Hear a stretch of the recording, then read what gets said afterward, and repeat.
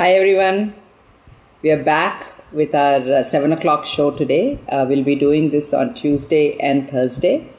And this is about Corona-related talks. We have invited different speakers from the advisory group their ecosystem.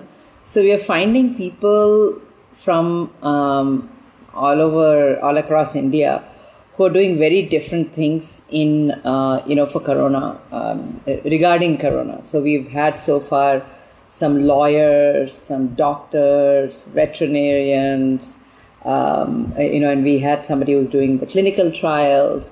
So we are trying to bring different perspectives of how things are working with Corona. Hi from Hyderabad. And so also when we have our guests, please feel free to ask your questions so I can, we can answer to the best of our ability. And so what we wanted to bring today, one of the things is that the way to deal with a lot of, when something terrible like this happens or something unexpected happens, there are many ways we can work with them. We can be fearful, we can be upset, we can be angry, we can be careful. I mean, we are being careful in terms of we are all following the lockdown, we are following physical distancing, and we are trying to connect with each other through activities other than physically meeting each other. Another way to deal with this potentially is also humor, How is it possible to see humor in something like this? And that's the greatness about someone who's a humorist, is that they can find humor in everything. And so our next speaker is a multi-talented person. I don't want to say too much about him. We'll get him on board, and then through my conversation, you will know all aspects of him. Great to have all of you join. My friend Vimla has joined, and from my complex. So welcome to everybody. So I'll be bringing on board Dr. Jagdish. He's our guest today. He's an ENT surgeon, but he's much more than that. So you'll find out about him as to what are all the things he does. So, he's got many accolades. Hi, Rohit from Mumbai. Says, hi, how are you? Lakshmi, good evening. Thank you for having me on INKtalks. Very excited and really looking forward to our discussion. Yes. I was just going to say that you are, 35 under 35 for MIT. There's like so many accolades your way, but I didn't quite tell them everything you do because I wanted them to discover it through you. The thing, probably the most common thing is the fact that you're a doctor, you're an ENT surgeon. And so before we get to the more interesting part of what you do, tell us a little bit about yourself, Jagdish. Are you from Bangalore originally? Where did you study? Just give us a little bit of a background about yourself. Yeah, so my name is Dr. Jagdish Chaturvedi. I'm an ENT surgeon. I was born, brought up and raised in Bangalore. And in my comedy fraternity, I am known as the guy who was born in Bangalore, raised in traffic. And I dearly miss traffic right now. There is no traffic in Bangalore. My roots are from Mathura, UP, but my father, who's a psychiatrist who moved into NIMHANS, which is India's premier mental health institute. That's where we're living now. He moved in here 40 years ago. So I was born and raised in Bangalore. I can speak Kannada, write Kannada, speak Hindi, write Hindi, and also speak English and mimic certain other languages, just their nuances. But generally, I always wanted to be, in healthcare. I've been interested to be in medicine. I was very bad at mathematics growing up. And it wasn't so competitive. So the only other choice was medicine, right? If not mathematics. at that point of time, yes, definitely. Either an engineer or a doctor from that generation. And then, got into medicine. It was not so difficult, wasn't that cutthroat. I had a 4-digit rank and I still got a government medical seat which took only 9,000 rupees per annum of fees. You can't even imagine anything Wow. right now of that. I studied in Yeah. Tumkur. It's a town north of Bangalore. And Yeah. after that, did my ENT from St. John's Medical College, and Mm-hmm. had an interesting turn, moved into innovations. My boss and guru, Dr. Ravi Nair, you spoke to Dr. Vishal Rao. Dr. Ravi Nair is a mentor to all of us. Yeah. And he nudged me into the innovative spirit, and I went on to develop my first device during my post Yeah. graduation, which was to screen people with throat cancer using a camera based device. And then that got an entire opportunity opened up to become an entrepreneur. Then went to Stanford University through a government run program by the government of Mm-hmm. India called Stanford India Biodesign. Learned how Mm-hmm. to invent, came back, and long story short, I've been involved with about 18 medical device inventions. Yeah. About 9 have successfully reached the market. I cannot say whether they're successful, but they've at least reached the patient in the manner that they should. Yeah. And I'm doing theater parallelly, but I could not balance theater because of the rehearsal commitments and all of those things, especially in Bangalore with the clinical commitments and all of that. So moved to stand-up comedy 4 years back. And Yeah. stand-up comedy has had a steep trajectory. It's got little visibility is much higher compared to theater. Before we go to your comedy, which we'll spend some time on, I have a question for you. When Sure. did your interest in theater, etc., start? Were you very much into it in college, or like when you were in medical college and stuff, or when did that start for you? No, I've been doing Interest? professional theater since my childhood, actually, and I think Okay. I need to credit this to Bangalore. See, people who grown up in Bangalore will agree to this, that the culture, even in schooling, right? Almost, I think every Bangalorean who grew up in the 80s, 90s, or even now has been a part of either a rock band or a sports team or some sort of a theater group or a dance group, right? I think a lot of that happens not only in your schools, but there are workshops. There are, a lot of these summer camps that very actively happen. And when I was about 7 or 8 years old, I did a lot of child plays at a professional level with Kannada theatre people like Prema Karant. And, I remember playing the Joker in a play called Ispit Raja, which was for about 500, 600 people at a very small age. And then part of Wow. Bangalore Little Theatre, Script People's Theatre, professional theatre groups. I've always been doing 2 to 3 professional plays a year since the farthest I can remember. It's Okay. just that around 2014, 2015, I started becoming labeled as the guy who would never show up for rehearsals, and I would give up reasons because of my patients or some case, but they would think that he just doesn't think he needs Right. rehearsals, and people stopped working with me. For many groups did, and then I decided that if you want to balance multiple things, you have to choose something that allows you to balance, and stand-up comedy gave me that flexibility. And also, I think, in a theater, a lot of people are dependent on you, Yes. whereas stand-up comedy is just you. I mean, it's sort of like being part of a football team versus, doing running, athletics, right? So it's sort of one is Absolutely. you have to do for yourself. So It's a now bigger we'll come teamwork. to the more interesting part of your career is as a stand-up comedy person. You have like a crazy following. Your YouTube videos have huge following and all that stuff.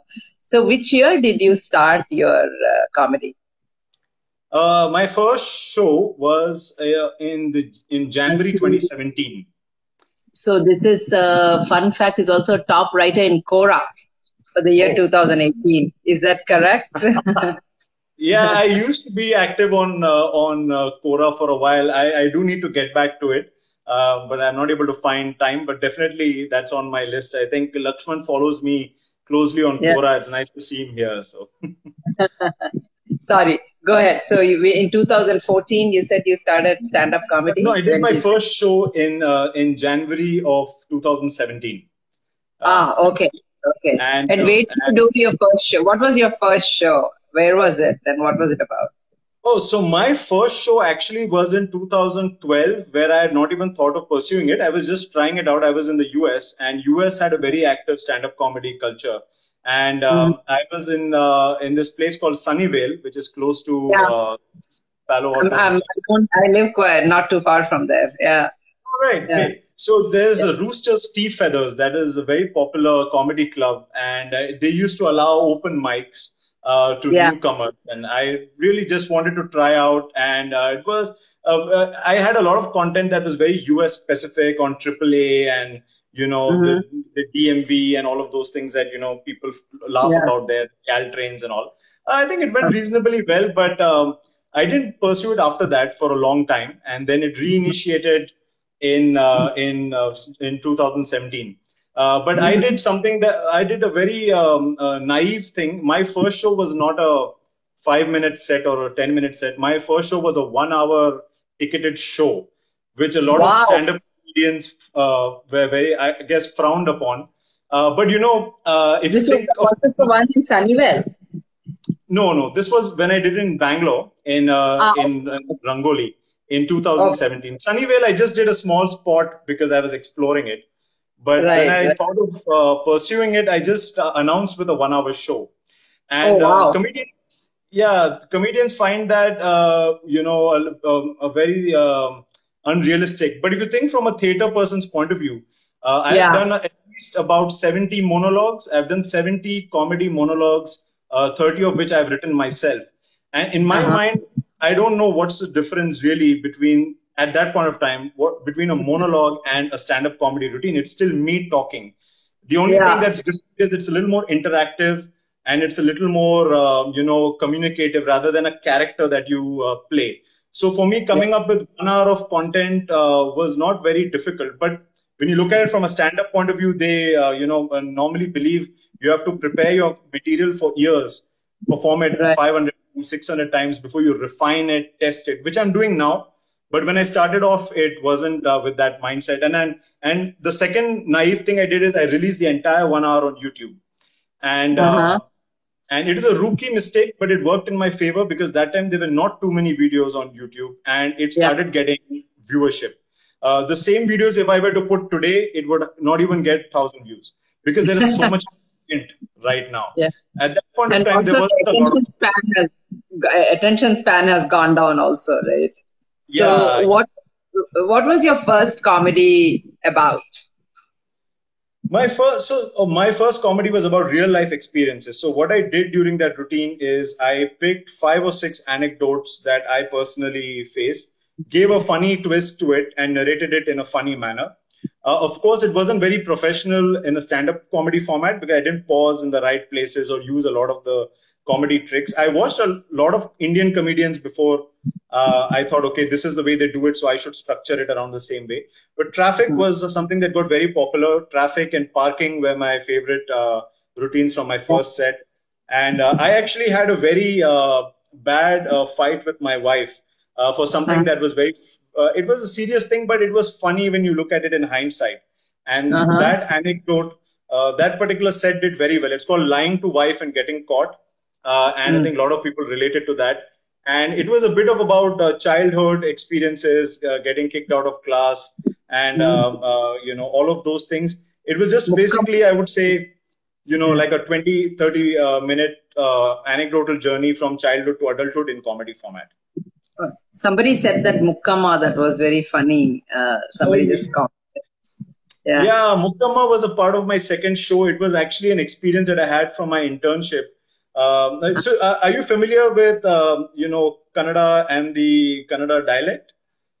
Yeah, a little bit. I mean, I can sort of follow the gist, but I'm Telugu speaking, so I can understand the script, but I don't know what the language says. Same here. I can read a bit of Telugu because the script is, So when I was an intern in the gynecology ward, it was my first day and I was supposed to deliver a baby, but they kept saying Mukkama, Mukkama, and I thought it was someone's name, but they were basically asking the mother to push. They were saying, Mukkama, I see. push. So that comedy, that comedy routine is that confusion that transpired into a comedy routine. Okay. So actually right now you are popularly referred to as the Corona Wala doctor. So obviously, I was saying in the intro, different people deal with Corona different ways.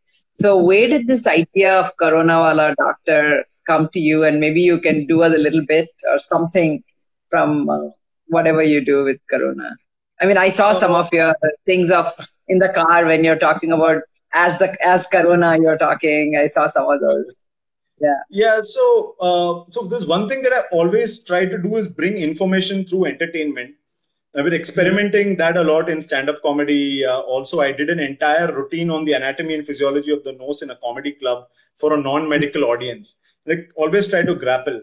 And in end of January, when the corona, information started coming, our doctor community started sharing articles, and they said it was in China. It hadn't gone out of China at all. I felt that there is probably important for the Indian audience to know. And the specific category of people I was trying to cater are the ones in the semi-urban or rural areas. So for those people, I was thinking, let's do something in Hindi. Let's do something very local and try to explain what corona is, where does it come from, is it dangerous, is it not dangerous, and what are its main symptoms and how to avoid it. Because I had once put out a very serious doctor video on some clinical condition which got 2 views, which was me and then me again when I was trying to show it to my wife. Because nobody likes to watch and share something very serious, especially. So, and I was like, as a doctor, I can't make fun of a disease. I can't really make fun of patients. So I thought, let me play the virus. If I'm the virus and as a theater person, if I'm the character of the virus, I have liberty to be a bit roastful. I can roast people and that and bring it. So suddenly I was like, hey, मैं virus है, मैं corona virus. लोग बोलते हैं इधर से नहीं, वहां से आ, तो मैं वहां गया, वहां चाइना में. So I made the Wuhan of China as Wahan in Hindi and then try to wordplay. You also say corona. So मैंने कुछ करता नहीं हूँ, corona तो corona. लोग बोलते कुछ करो नहीं करो, मैं नाम ही corona रख दिया है, So started doing wordplay is something that I do a lot in a lot of my shows. Like Mukkama is also a wordplay. Wordplay confusion is something that I use a lot in my comedy. And when you have a word like corona and you have Wuhan, and you have all of those things, it becomes a great wordplay opportunity for me, which I use. And I really did not expect it to do well at all. I just thought my doctor community would see it. Literally, I didn't even comb my hair. I was sitting in the car one morning before going. I sit in a coffee day to write some content. I just shot it. And by the time I reached the coffee day location, I think it was 7 minutes and it already had 20,000 retweets. 20,000 views on Twitter. And I was like, what? People like stuff like this? I was like, so the audience can sometimes surprise you. So you have, how many views do you have so far for your Corona Wala videos about? Yeah, the first video has about 100,000 views, but I think the one that it really did well, across was WhatsApp. And see, WhatsApp is one medium where you could go multifold, viral. And that video went so viral on WhatsApp that people from US, UK, Germany, Nigeria were writing back. Anyone who knew me remotely anywhere in the world was saying, I've got this video from 7 groups, 8 groups, my father, my mother, my grandparents, they're all sharing it. And I think it went really viral on WhatsApp, not so much in other platforms. And then I thought, okay, maybe that's a market requirement. Maybe people want information through entertainment, and I have the medical knowledge, the credibility, and also the art form. So I felt it was my responsibility to build more about it and then release many series of videos like that. I just want to say you have a couple of comments. Like Lakshman is saying he loves your routine because it's very clean comedy, no gali wali and all that stuff. And there was a question from Alvin earlier saying, if you were to choose one profession, doctor, stand-up comedian, or innovator, which one would you choose? If you had to pick on. No, obviously doctor. And in my mind, I don't think I'm doing other than what a doctor should do. It's just that I primarily enjoy being a doctor. I feel very useful when I'm treating patients. I'm very, very interested in clinical care, and I'm a problem-solving approach. This is a disease. How do we approach it? It's something that I'm very passionate about, and I don't really feel like I'm working when I'm seeing patients and researching and reading. But everything else that I'm doing in my mind is not a different category of things. It is just an extension.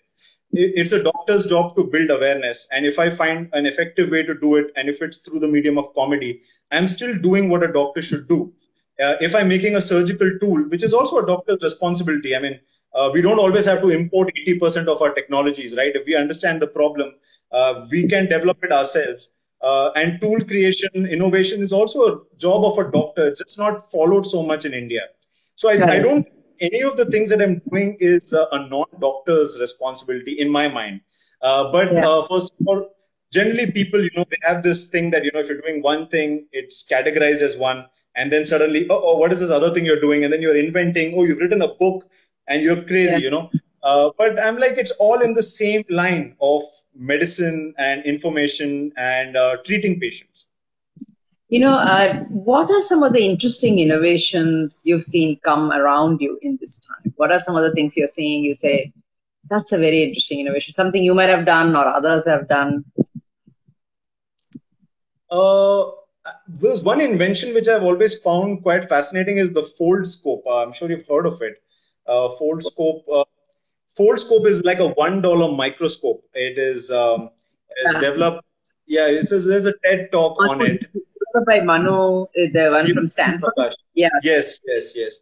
Yeah. I find that, the reason why I'm fascinated by that invention is because um, if if you look at my inventions, they're not very, very different from what the original is. They're usually small improvements. And that's probably, we realize that small improvements, minor tweaks, a bit of jugaad is great to solve a problem. But the fold scope is unimaginable that a microscope, and you close your eyes and picture a microscope, you see a microscope, you see a two eyepiece, you see one slide and all of that. Yeah. Yeah, this is just like a fold of paper and it's still doing the job of a microscope, but it's so different. Right. But Yeah. at the same time, equally effective and same Correct. time, extremely affordable. And that is what I find remarkable about that invention.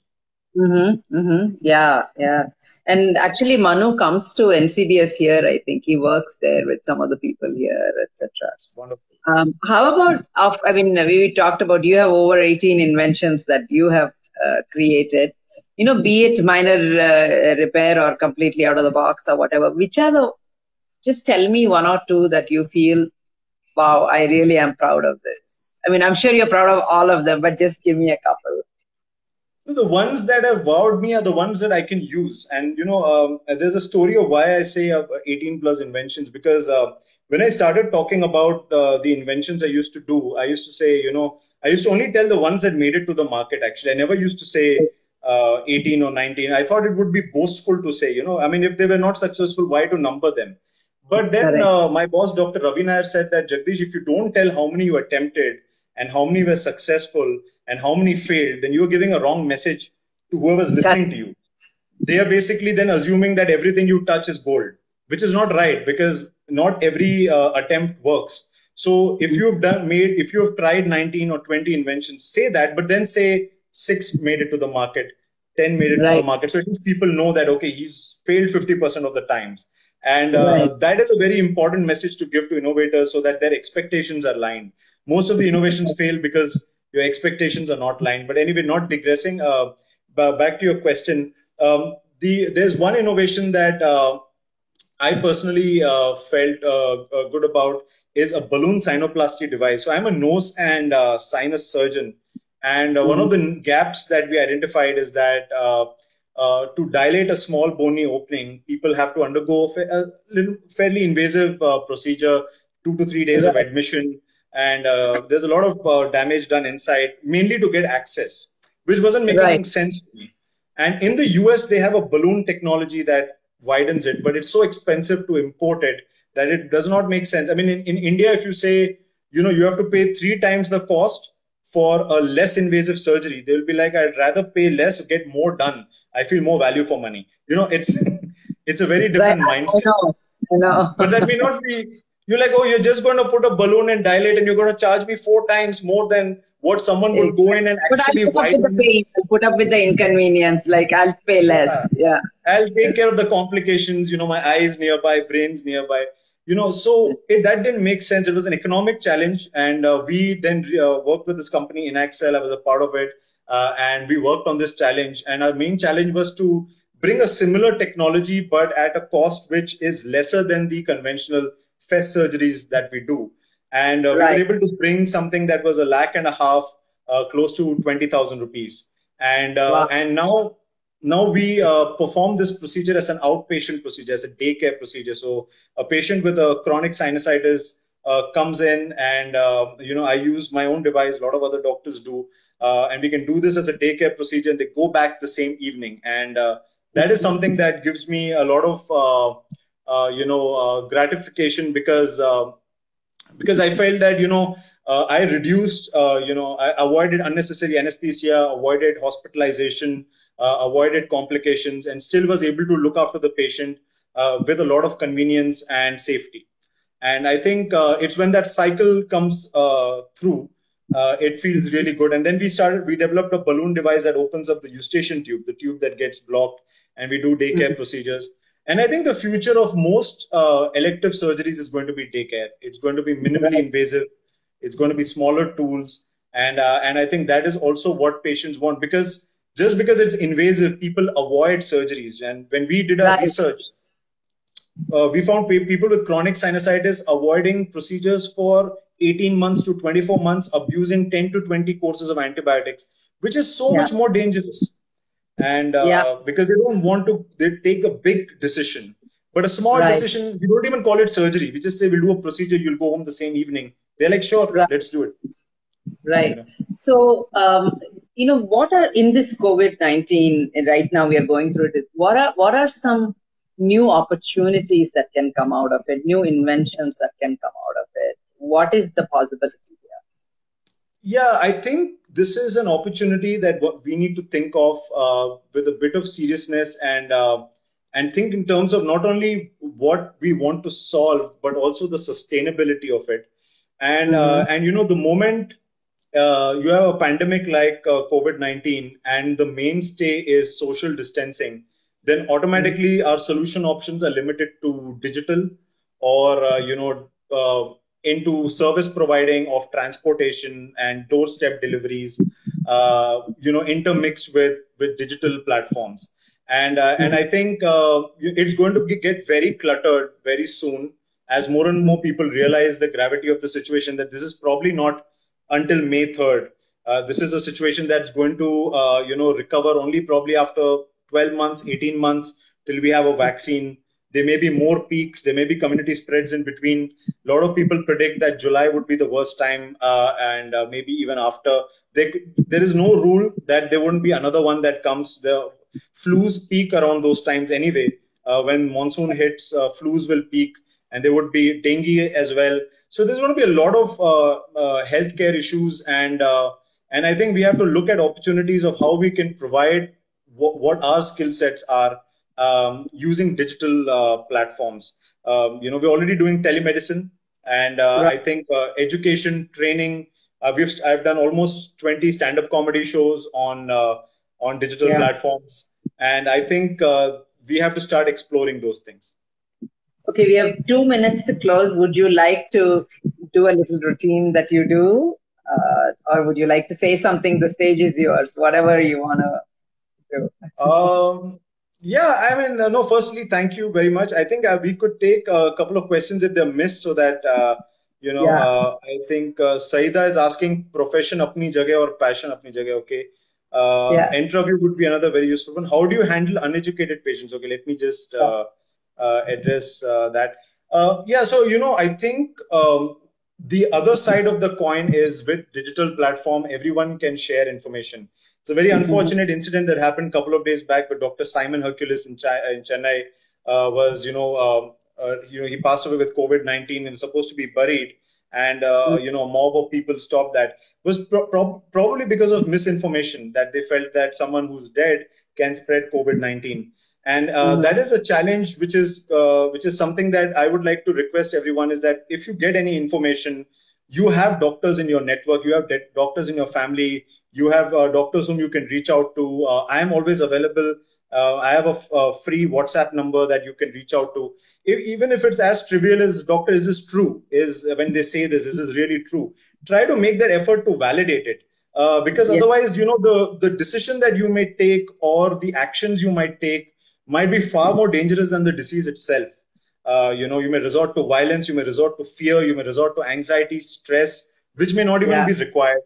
So Okay. please try to validate the information is the message that I would like to leave before we end our session. Thank you so much for your time. Please check out Jagdish Chaturvedi on YouTube or everywhere, and they're really funny. So thank you so much for your time, and bye everyone. Thank you so much, Lakshmi. Thank you for having me, and have a good day. Stay safe. Thanks. Thank you. Bye bye.